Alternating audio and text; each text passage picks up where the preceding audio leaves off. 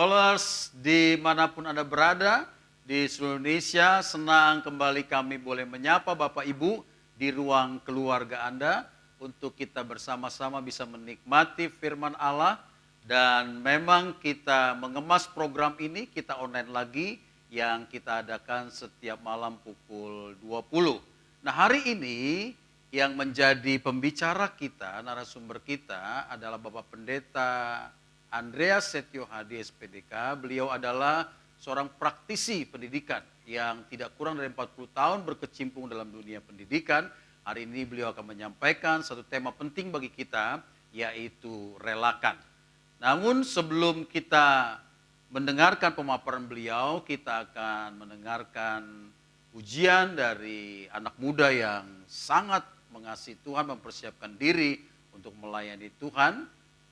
Obed Silayan dengan tema Mengenalmu. Mari kita mendengarkan.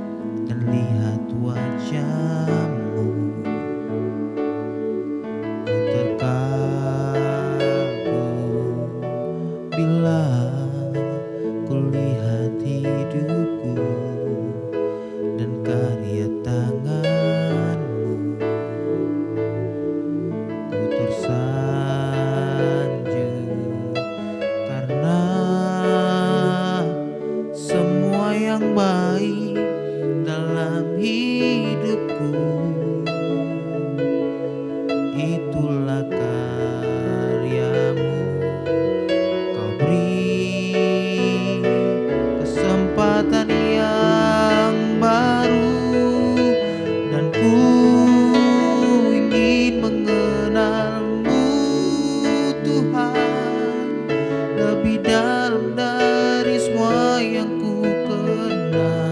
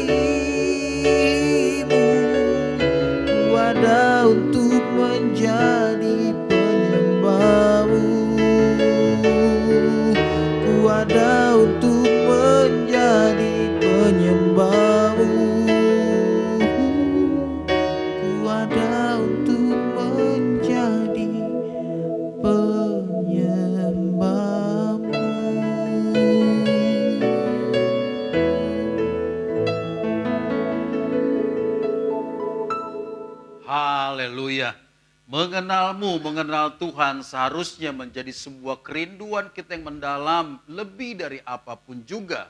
Sebab ketika kita mengenal Tuhan, maka kita mengerti jalan-jalan Tuhan, maka Dia akan memimpin dan menuntun kita sampai pada tujuan. Nah, seperti yang saya katakan tadi, hari ini kita kedatangan seorang hamba Tuhan, Bapak Pendeta Andreas Setio Hadi. Beliau akan menyampaikan satu tema penting bagi kita, relakan. Nah, relakan itu adalah sesuatu yang pasti harus kita lepaskan, harus kita berikan. Nah, itu yang selalu kita mengerti. Tetapi hari ini mungkin kita akan mendengar satu pemaparan dari perspektif yang berbeda yang mungkin kita ketahui sebelumnya. Mari silakan Bapak Pendeta Andreas untuk menyampaikan kepada Callers di seluruh Indonesia. Salam Callers dimanapun berada, selamat malam di seluruh Indonesia yang bisa dinikmati dijangkau oleh siaran kami. Relakan adalah sebuah kalimat yang singkat, padat, pendek, gemuk, Iya, tapi gemuk ya. mempunyai perspektif yang kalau kita dalami kadang-kadang dalam bahasa Indonesia rela itu artinya legowo. Legowo. Tapi kalau kita telusuri ada sesuatunya, kita melepaskan sesuatu yang mengandung sedikit tidak legowo, terpaksa. Tapi harus dalam tanda kutip rela, lepaskan. Nah, saudara yang kekasih dalam Tuhan, manusia di dalam bumi ini, semua manusia dan isinya benda, setiap benda yang ada itu pasti ada penciptanya. Ada kursi, ada yang menciptakan. Kalau di gereja itu ada mimbar, ada salon, ada piano, ada alat musik, semua ada menciptakan. Termasuk di dalamnya pakaian, ada pembuatnya, ada desainernya. Ya. Ada sesuatu yang bikin model. Termasuk kalau kita nonton televisi, film, layar tancap, ataupun apapun, sinetron atau film, itu ada sesuatunya yang mengaturnya yang disebut dengan Sutradara. Kadang-kadang anak kecil yang belum tahu pinggir itu, kenapa ada film silat itu jagoannya 1 lawan 10 bisa menang 1. 10 orang bisa kalah hanya dengan 1 orang. Karena sutradaranya sudah mendesain sedemikian rupa sehingga 1 itu harus menang. Nah, perlu kita ketahui saudara yang kekasih dalam Tuhan, manusia sejak diciptakan itu sebetulnya kita, kalau saya boleh mengistilahkan, punya sutradara yang agung, Tuhan Yesus. Saudara diciptakan, kita ada, kita berada itu sudah didesain sedemikian rupa oleh Tuhan. Sudah didesain sehingga kadang-kadang desain Tuhan dengan desain kita mungkin sama. Endingnya sukses. Tapi jalannya berbeda. Kita pengennya yang enak-enak saja. Siapa orangnya sih yang kepingin hidupnya itu tidak enak? Pengen kita enak-enak mulus. Kalau makan ya enak-enak terus. Di dalam kitab Yeremia pasal 29 dikatakan di sana, manusia diberikan masa depan yang cemerlang, yang penuh harapan. Setiap manusia diberikan masa depan jaminan oleh Tuhan. Manusia itu kata Alkitab adalah biji mata Tuhan, sesuatu yang sangat berharga bagi Tuhan. Masa depannya sangat digenggam oleh Tuhan, mempunyai masa depan yang cemerlang. Tapi dalam perjalanannya untuk menuju ke cemerlang, saya kepingin, semua manusia kepingin itu yang enak saja. Siapa sih manusia yang kepingin makan itu tidak enak? Walaupun makan enak-enak itu efeknya dalam kesehatan ada yang tidak enak. Salah satu contohnya kalau kita baca saja dalam satu ayat, mengingat waktu.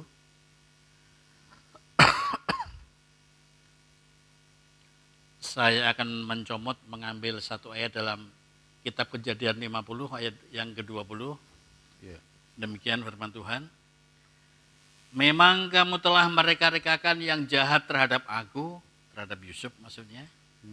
Tetapi Allah telah mereka-rekakannya untuk kebaikan. Dengan maksud melakukan seperti yang terjadi sekarang ini, yakni memelihara hidup suatu bangsa yang besar. Cerita ini adalah cerita Yusuf yang menurut versi kacamata manusia sudah didesain oleh Tuhan, sutradara kita yang agung, memperoleh atau diproses jalan yang berbeda dengan kemauan manusia. Dari anak yang dimanja, saudara-saudara syirik, dimasukkan ke dalam sumur, jadi budak belihan, enak-enak di istana, dimasukin lagi di penjara. Itu bukan jalan manusia. Manusia semua pasti memberontak dalam hati Yusuf, pasti ada unsur-unsur, kenapa saya begini, begitu, kenapa, pasti ada. Tapi itulah jalan Tuhan. Proses manusia dengan proses Tuhan itu berbeda, jalannya berbeda. Tapi ingat Yeremia tadi, semua orang diberi masa depan yang indah, yang cemerlang. Setiap barang yang diproses, setiap barang yang dibuat sesuatu yang dalam endingnya itu kebaikan, itu mengalami proses, semakin lama prosesnya mungkin hasilnya semakin bagus. Alkitab Perjanjian Lama mengatakan seseorang disuruh melihat dari dekat, melihat, mengamati ke seorang penjuna. Artinya membentuk segala sesuatu, katakanlah keramik, gerabah itu dilihat dari awal, proses demi proses.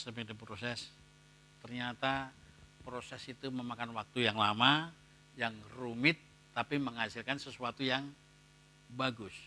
Kalau dicontoh saja ilustrasi, saya seorang pengukir, pemahat, bikin wayang misalnya, wayang golek atau wayang kulit.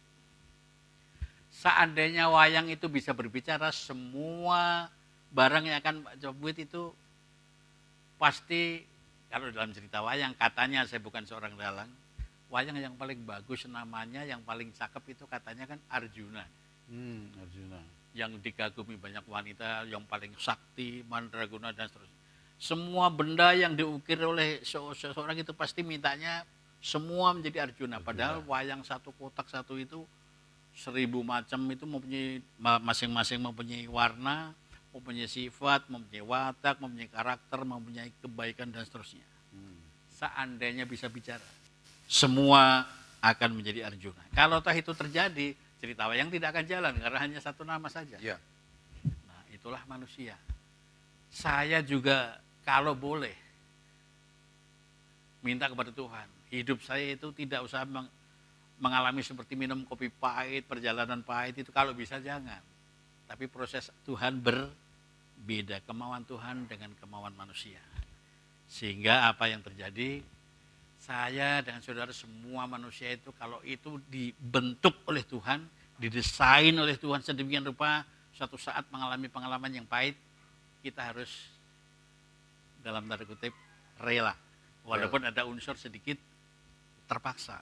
Harus rela. Rela itu apa? Rela diproses Tuhan.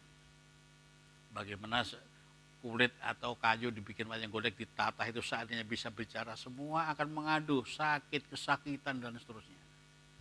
Tapi kalau suatu saat berhari-hari diproses, proses yang mengaduh, yang sakit itu menjadi barang yang bagus, sesuai dengan watak namanya masing-masing, semua orang akan mengagumi. Ingat Bapak Ibu Saudara, kalau di rumah masing-masing, saya dan saudara barangkali yang sekarang lagi ngetren ini kan COVID-19. Itu barangkali alat Tuhan. Barangkali saya nggak tahu itu, apakah itu alat Tuhan, ataukah murka Tuhan kata orang-orang, ataukah itu semacam Tuhan mengizinkan itu terjadi untuk memproses anak-anak Tuhan. Anak Tuhan itu dari kelas yang paling bawah sampai gembala sidang barangkali. Kalau proses itu di mana-mana memakan waktu, yang pertama. Yang kedua, namanya proses di mana-mana menyakitkan, sakit. Ditatah itu, dipahat kalau itu batu. Meja-meja yang ukir-ukir dipalu, dipelitur, diasah, digaji bila perlu. Kalau bisa ngomong, dia akan teriak-teriak kesakitan. Tapi marilah, Alkitab mengatakan kita, saya dan saudara harus merelakan itu terjadi. Saudara harus rela, saya harus rela diproses Tuhan sedemikian rupa. Demi masa kita akhir nanti, tujuan Tuhan. Yaitu masa depan yang penuh harapan. Seandainya kalau saya boleh bicara, Yusuf diproses oleh Tuhan dan dia tidak tahan, masukkan sumur tidak tahan, istana tiba-tiba di penjara, dia lari kabur dari penjara, berkat Tuhan tidak akan turun sama dia. Tidak akan turun sampai kepada Yusuf, dia memimpin suatu negara. Kenapa? Dia lari dari masalah.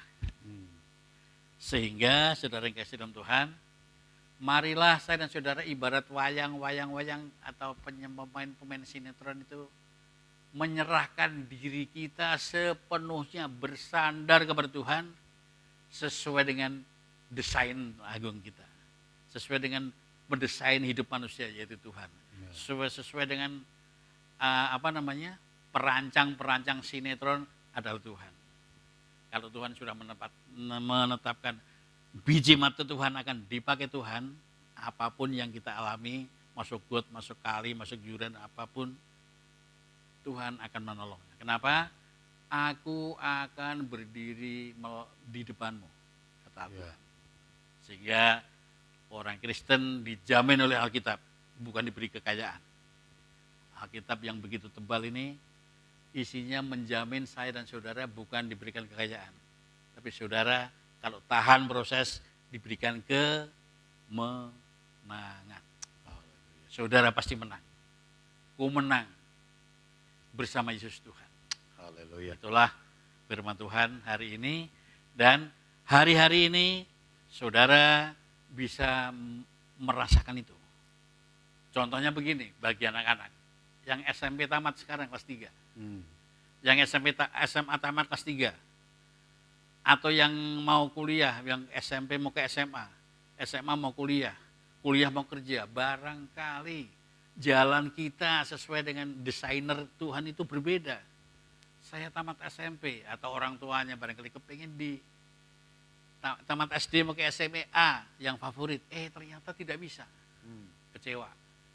Tamat SMP pengen masuk SMA unggulan, di SMA itu bagus, pasti masa depannya bagus. Ternyata tidak bisa. Dalam tanda kutip orang dunia mengatakan gagal. Tapi ingat, Allah mendesain saudara. Allah mendesain saudara, anak saudara, yang sudah SMA mau ke perguruan tinggi juga sama. Perguruan tinggi A itu paling bagus, ternyata tidak bisa. Atau yang lulus perguruan tinggi melamar di 2 perusahaan, yang satu bagus, yang satu kurang ternama barangkali. Yang diterima yang kurang ternama. Ingat, saya dan saudara sudah diatur sedemikian rupa oleh desainer kita yang agung, oleh Tuhan Yesus. Sehingga marilah kita rela, sekali lagi dalam tanda kutip, rela menyerahkan diri kepada Tuhan apa yang Tuhan lakukan terhadap saya dan saudara. Jadi sesuai dengan doa Tuhan Yesus yang buat contoh saya dan saudara orang Kristen, jadilah kehendakmu. Jangan kita memperkosa Tuhan. Kalau kita lulus SD, Tuhan saya masuk ke SMA yang A itu, jadilah kehendakmu, tapi saya harus ke situ. Nah, itu namanya memperkosa kehendak Tuhan. Tuhan akan menempatkan sesuatu sesuai dengan rencananya. Tuhan akan senantiasa memproses, walaupun itu memang kadang-kadang menyakitkan, penuh pengorbanan, bahkan korban perasaan, itu diledek, itu sekolah yang tidak bagus atau pekerjaan yang kurang bagus. Tapi ingat, proses Tuhan makan waktu, kadang-kadang sakit, tapi endingnya adalah mempunyai masa depan yang cemerlang. Jadi bagi siswa, bagi mahasiswa, bagi bapak-bapak, ibu-ibu, orang tuanya, marilah kita berserah, rela merelakan diri. Saya ulangi sekali lagi, rela itu, tadi saya berbincang-bincang dengan seorang hamba Tuhan, seperti Abraham menyerahkan anaknya itu dia rela. Tapi pasti ada faktor sedikit yang relanya rela semacam 1%, 2%, ada rela terpaksa. Tapi marilah kita rela berserah kepada Tuhan, itu terjadi, kenapa? Kehendakmu yang terjadi. Kehendak Tuhan yang terjadi. Itulah Pak Juan, kita merelakan sesuatu dengan bersandar kepada Tuhan, bukan mengotot ego kita sendiri. Baik, Bapak Ibu yang dikasihi Tuhan, hari ini kita mendapatkan penjelasan penting bahwa hidup kita ini tidak melulu seperti apa yang kita mau. Ada kalanya kita masuk pada sebuah peristiwa di mana kita tidak menyukai, tidak menginginkan hal itu. Tetapi mau atau tidak mau kita harus merelakan. Rela itu haruslah dengan ikhlas. Kalau tidak ikhlas maka itu tidak disebut dengan rela.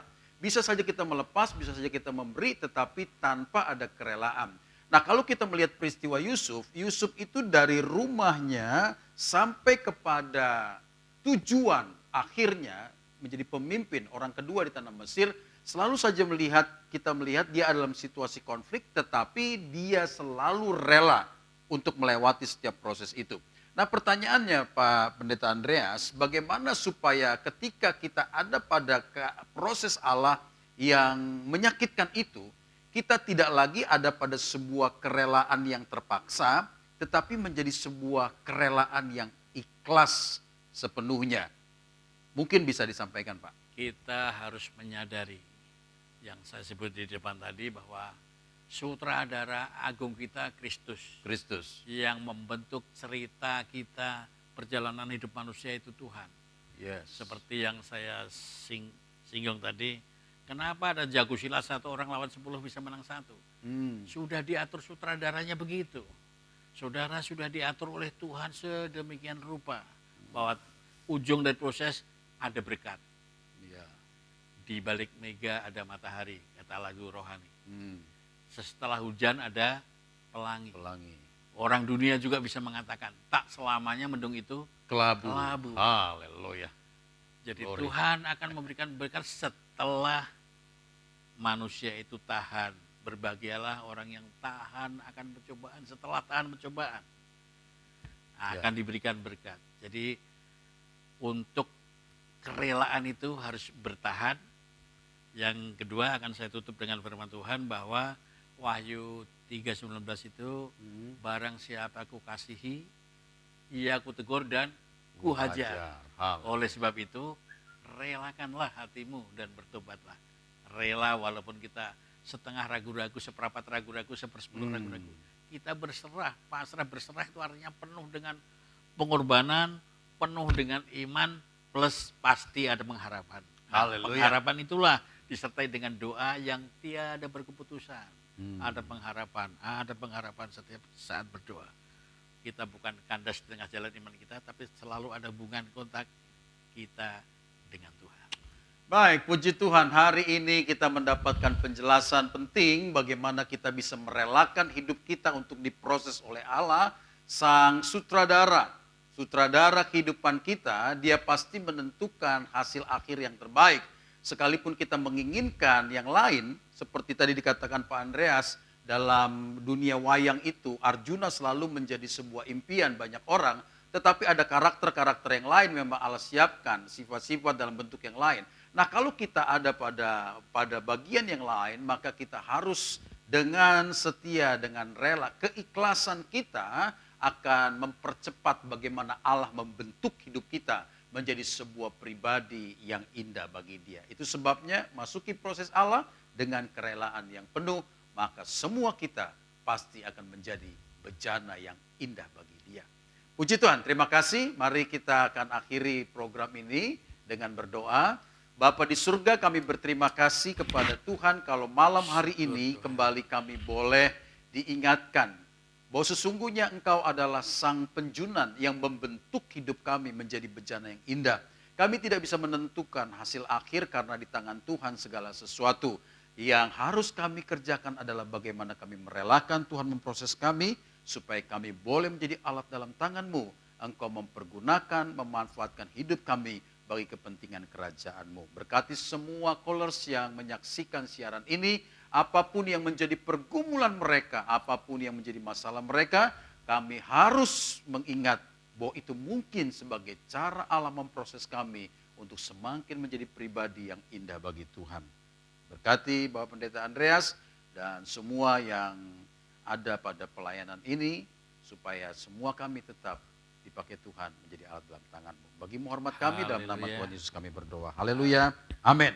Nah, Bapak Ibu yang dikasih Tuhan, pengumuman singkat bagi kita. Kita akan terus menyelenggarakan program kita online lagi setiap malam pukul 20. Dan pukul 12 siang kita juga akan mendapatkan sapaan firman Tuhan dari Bapak Gembala sidang kita. Yang 1 minggu ini akan mengambil tema proses serupa dengan Kristus.